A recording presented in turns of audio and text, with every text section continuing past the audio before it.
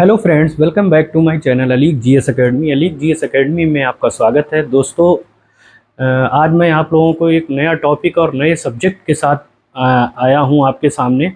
वैसे तो मैं ज्योग्राफी के ज़्यादातर टॉपिक्स लाता रहा हूं और उनके बारे में समझाता रहा हूं, but I have also interest in economics. Economics में एक टॉपिक मैंने लिया है जीडीपी और जीएनपी। जीडीपी और जीएनपी के बारे में आप लोगों ने सुन रखा होगा और ज़्यादातर लोगों को पता होता है कि जीडीपी और जीएनपी क्या है। GDP and GNP is playing a important role in any country's economic conditions. तो कोई भी जीडीपी और जीएनपी जो है किसी भी कंट्री को ग्रो करने के लिए सबसे इम्पोर्टेंट फैक्टर है।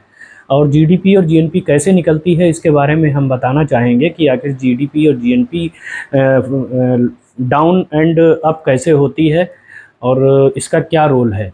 तो दोस्तों, पहले तो जीडीपी और जीएनपी को समझने के लिए पहले उसका माना याद मालूम होना ज़रूरी है। जीडीपी को अगर हम बात करें तो जीडीपी होती है ग्रॉस डोमेस्टिक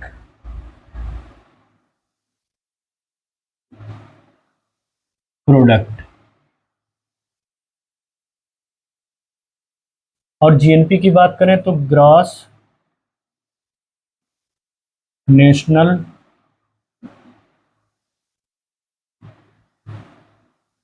प्रोडक्ट। दोस्तों, जल्दी इसलिए लिख रहे हैं कि लंबा वीडियो हो जाता है, तो लंबे वीडियो में लोग ज़्यादा इंटरेस्ट नहीं लेते हैं। जो इम्पोर्टेंट बात है वो मैं आपको बताऊंगा। मैं कोशिश ये करूंगा कि शॉर्ट वीडियो में ही आप लोगों को इसको बता सकूं और आप लोग इस चीज़ को समझ सकें। जीडीपी को अगर हम हिंदी में बात करें तो हम कहेंगे सकल घरेलू उत्पाद। सकल घरेलू उत्पाद। और अगर हम जीएनपी की बात करें तो सकल राष्ट्रीय उत्पाद। दोस्तों, अब इससे ये अब हम आपको एक डेफिनेशन के माध्यम से बताना चाहेंगे कि किसी भी देश की, यानी कोई भी देश हो, उसकी सीमा के अंदर जो भी गुड्स एंड सर्विसेज प्रोडक्शन होता है, प्रोड्यूस की जाती हैं, मैन्युफैक्चरिंग होती है, उन चीज़ों को बनाकर जो है अंतिम उन्हें रूप दिया जाता है। अंतिम रूप का मतलब ये होता है, जैसे सपोज दैट मैंने कोई इक्विपमेंट खरीदा, जैसे लैपटॉप ले लीजिए। अगर मैंने लैपटॉप खरीदा है तो अंतिम रूप उसको कैसे दिया जाता है कि वो पूरी तरीके से फिट होके मार्केट में आता है और उसके अंदर जो भी कंपोनेंट्स वगैरह होते हैं और प्रोसेसर है और जैसे और भी बहुत सी चीज़ें उसके अंदर डाली जाती हैं, विंडो वगैरह है, ये सारी चीज़ें मिलाकर जब उसको उस गुड्स को, एक प्रोडक्ट को एक अंतिम रूप दिया जाता है, फाइनल शेप दिया जाता है, वो मार्केट में आता है और उसको हम लोग खरीदते हैं। तो उसको जो है हम लोग जो अंतिम रूप में उसको खरीदते हैं, उसका हम पैसा देते हैं, उसको हम खरीदते हैं। बट उसमें ऐसा नहीं होता है कि प्रोसेसर का पैसा अलग ले लिया और विंडो का अलग पैसा ले लिया, ऐसा कुछ नहीं है। उसको सबको इकट्ठा करके अंतिम रूप, उसका मतलब होता है किसी भी गुड्स का अंतिम रूप जो है उसको फाइनल करके मार्केट में लाते हैं और उसको बेचते हैं। तो उसको जो अंतिम वस्तुएं एवं सेवाओं के मौद्रिक मूल्य को जीडीपी कहा जाता है। जैसे हमारी इंडिया है, इंडिया की लिमिट ये इतनी है, हमारी जियोग्राफिकल लिमिट, भौगोलिक लिमिट इतनी है। इसके अंदर जो भी प्रोडक्शन, मैन्युफैक्चरिंग और जो भी चीज़ें वर्क करेंगी, उनका जितनी भी उनकी एक वित्तीय वर्ष में जितनी भी उनकी इनकम होती है, उसको हम डोमेस्टिक उत्पाद में, प्रोडक्ट में काउंट करते हैं। जैसे यहाँ पर अगर मान लिया अगर कहीं विदेशी कंपनी भी यहाँ पर वर्क कर रही है और वो इनकम ले रही है, तो उस इनकम को भी हम डोमेस्टिक में ऐड करेंगे, उसको कैलकुलेट करेंगे, जोड़ेंगे। क्योंकि मैं इसलिए आपको बताना चाह रहा हूँ कि जीएनपी और जीडीपी में what is the difference between GNP and GDP. GDP और जीएनपी में हम डिफरेंस बताने की वजह से ये आपको बता रहे हैं। जैसे कोई एलजी कंपनी है, एलजी कंपनी 200 रुपये कमा रही है और टाटा कंपनी है, टाटा हमारे इंडिया की है और एलजी विदेश की है।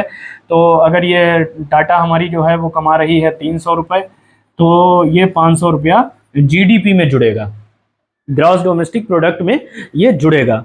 तो आप दोस्तों ये समझ गए होंगे कि जीडीपी में जो है, जो हमारे देश की सीमा के अंदर जो भी मैन्युफैक्चरिंग हो रही है, जो प्रोडक्ट लॉन्च हो रहे हैं, प्रोड्यूस हो रहे हैं, उन प्रोडक्ट को अंतिम रूप देकर उनको मार्केट में लाया जाता है और उन्हें बेचा जाता है। उनकी जो भी इनकम होती है एक साल में, उसको हम लोग जीडीपी कहते हैं।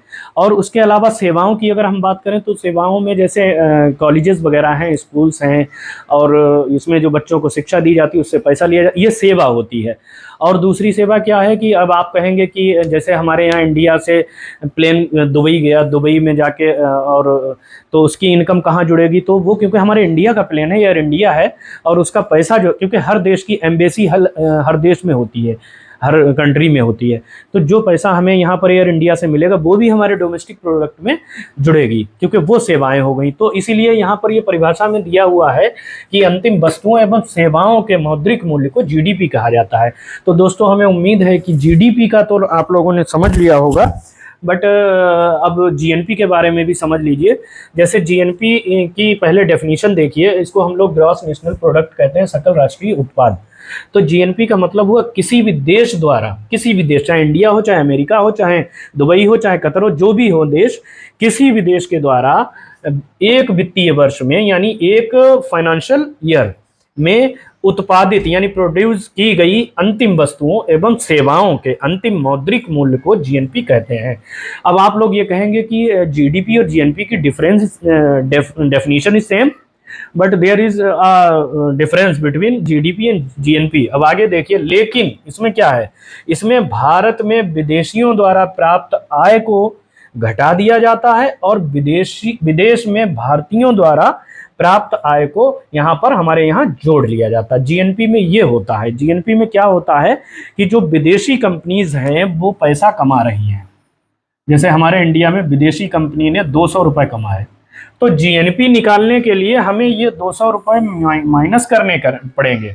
ये तो हमारा जीडीपी निकलेगा, बट यहाँ पर 200 रुपया हमें माइनस करना पड़ेगा। तो हमारी जीडीपी टाटा की ही तो सिर्फ जुड़ी जाके, मतलब जीएनपी में सिर्फ 300 रुपये हुए जाके हैं, जैसे जीडीपी में तो हो गए हैं 500 रुपये। बट अगर हम जीएनपी की बात करें तो जीएनपी में 200 माइनस हो जाएंगे, तो जीएनपी तो हमारा निकल के 300 आएगा। बट अब यहाँ पर एक और बात आती है कि जैसे विदेश से हमारे देश में आके लोग इनकम कर रहे हैं और गवर्नमेंट को टैक्स दे रहे हैं और रोजगार दे रहे हैं, ये तो फायदा है हम लोगों का। बट जो भी उन्हें प्रॉफिट होता है वो प्रॉफिट तो वो यहाँ से अपने देश ही ले जाएंगे ना, यहाँ थोड़ी छोड़ेंगे वो, तो वो हमारा जीडीपी में तो काउंट होगा उनका प्रॉफिट। बट जीएनपी जब हम निकालेंगे तो जीएनपी में ये चीज़ काउंट नहीं होती है, उसको जीडीपी में से माइनस करके उसे वहाँ जीएनपी को निकालने के लिए उसको माइनस किया जाता है, तब उसका जीएनपी निकलता है। तो इसी तरह से जैसे कोई राम लड़का है और ये विदेश में है, ये 100 रुपये कमा रहा है, तो वहां की जीडीपी में वो काउंट किया गया, बट जब जीएनपी की बात आएगी तो वहां से 100 रुपये उठाकर हमारे देश को भेज दिए जाएंगे, हमारे यहाँ उसको काउंट कर दिया जाएगा।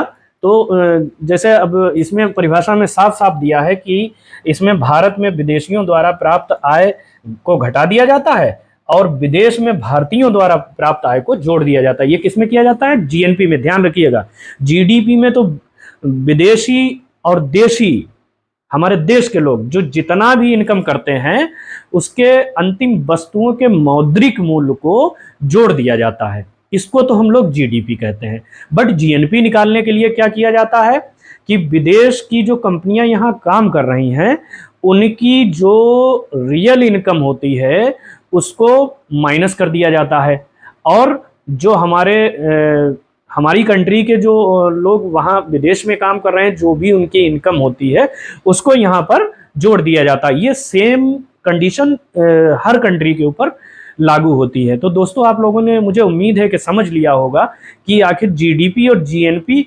में डिफरेंस क्या है और जीडीपी और जीएनपी होता क्या है। दोस्तों जीडीपी और जीएनपी से दो टॉपिक और निकल कर आते हैं जिनको हम लोग कहते हैं एनडीपी और एनएनपी।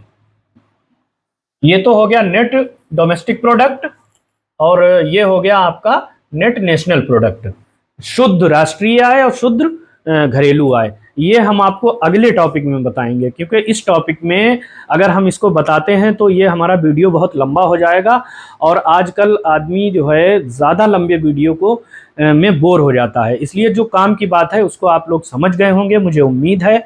और मैं मिलता हूँ नेक्स्ट वीडियो में एनएनपी और एनडीपी के साथ।